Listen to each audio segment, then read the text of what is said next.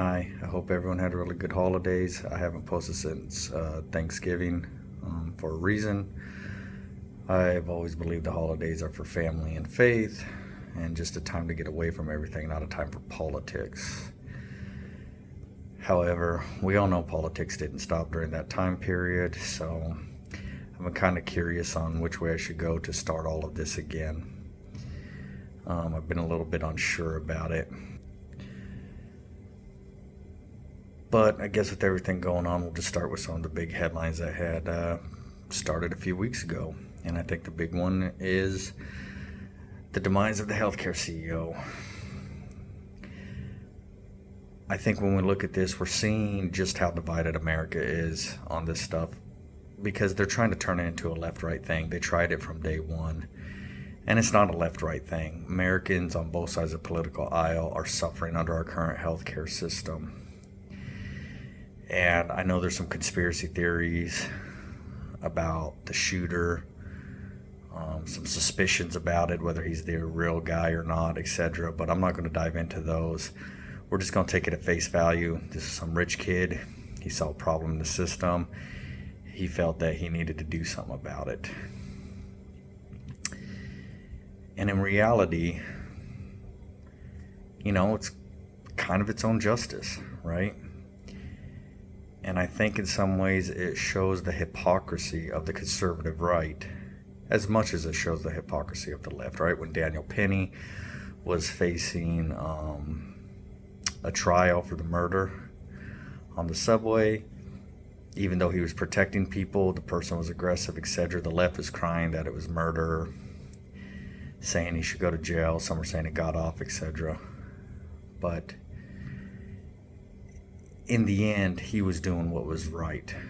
And at least what I saw, it didn't seem like he intentionally killed the guy, but the left was screaming bloody murder. Here this guy comes along, he shoots a guy in the back, and now they're calling him a hero, basically. And the conservative right, you've seen a lot of them coming out, and they're saying it's murder. But the guy's in charge of a healthcare company that is notorious for denying claims, not fulfilling its promises, etc. Like much of the healthcare industry, health insurance industry is really what it is at this point. It's all about money. Like everything else in our country is just about money. And it's not always a bad thing, but sometimes when it just becomes about money, it becomes a bad thing. But this guy's caused millions of people to suffer.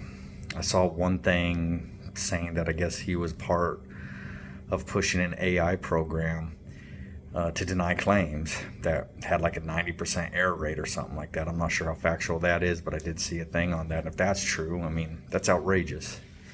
We pay these premiums, and the problem is we have politicians and corporate millionaires telling us how wrong this is when they don't have to worry about health insurance. They don't have to worry about the cost of health insurance. They don't see 10, 20, 30% of every paycheck taken out just to pay some monthly premium for health insurance that isn't even that good. And ever since Obamacare became fully active, it's been even worse than it's ever been.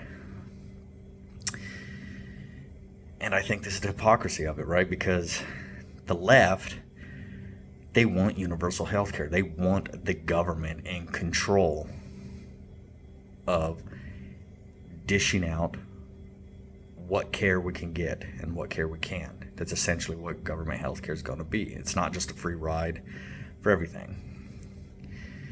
The right, they tell you to be scared of that. They tell us that that is totalitarianism, that's communism. But at the same time, they don't have a problem with it when it is a CEO and a corporate board sitting in a boardroom making those decisions. They're telling us that's capitalism. To me, it seems like we're screwed no matter which one has control. And it's kind of a look into libertarian economics, right?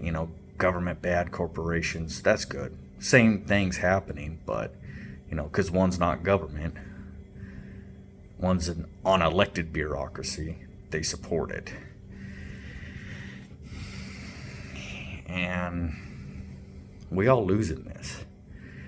And it wasn't always this way. It wasn't even that long ago. I mean, I did not grow up in a rich family, and my family did not struggle with health insurance or paying medical bills. It was not a big issue to my family, and we were far from being even middle class in many cases. So there's been a huge shift, and there's no doubt in my own life, I can tell you right off the bat, Obamacare had a lot to do with it. And it's just the chaos that our government and people in our country vote for and stuff, and they think they're voting for what's best, and in the end, this is the garbage they vote for. With that being said, you might wonder, how do we beat the healthcare system? How can we beat it? How can we make it affordable? Well, Donald Trump ran in his first term about making healthcare more accessible, kind of ending this buying over state lines, where you could buy over state lines of stuff instead of it being kind of this regional, you can only buy from this insurance company, etc. But that never happened. They never overturned Obamacare or even reformed it, let alone got rid of it. But I think one of the things we need to realize is one of the best ways we can beat the health insurance scam is, I think first and foremost, we need to go back to a cash pay society. Pay cash for minor medical stuff. If you got the flu and you want to go to an urgent care, go. Just pay cash for it. I know in my area, my urgent care is like $90.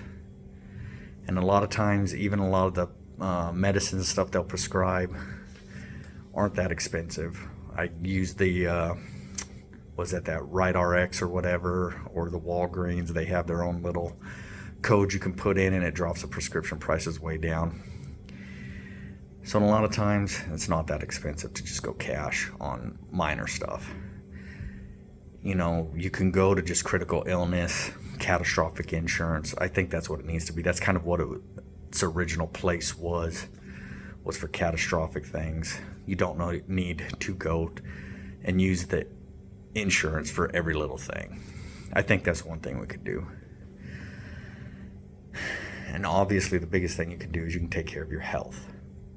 Exercise, diet. Most of America's health problems all come from those two things. We don't exercise enough, and we don't eat clean enough. And I'm not saying I'm innocent in this. I could stand to lose a couple pounds myself, but I do spend quite a bit of time every week working out, and I do try and watch what I eat most of the time. I travel a lot for work, so in some cases I don't have a lot of choice over the access that I have to food, but outside of that, I do try and do the best that I can. If you're strong, if you're healthy, you're good. If you fall and hurt yourself, it's going to be a lot better. It won't be as bad, I should say, if you're strong, if you're not overweight, if you're not obese, if you weight lift, if you run. So even injuries you do suffer won't be as bad as they would be if you're completely out of shape. Especially if you're morbidly obese. So that's another thing we can do. Other things is look at doctors. They're overwhelmed by this insurance system. So many doctors are leaving because of the process, and they can't get the care they want for their patients, and they're just walking away. But a lot of them, they spend hundreds of thousands of dollars to get these medical degrees. That's insane. That's insane. We need to end this. College itself shouldn't be this expensive, but particularly people going into specific career fields should never be paying that level of tuition, hundreds of thousands of dollars. I saw just the first 4 years of medical school cost between $150,000 to $250,000 on average, depending on the school. So that should absolutely go away. We need to deal with that. I wouldn't even care if they created a taxpayer-funded system that allowed people to go in and get their medical degrees paid for with minimal out-of-pocket costs.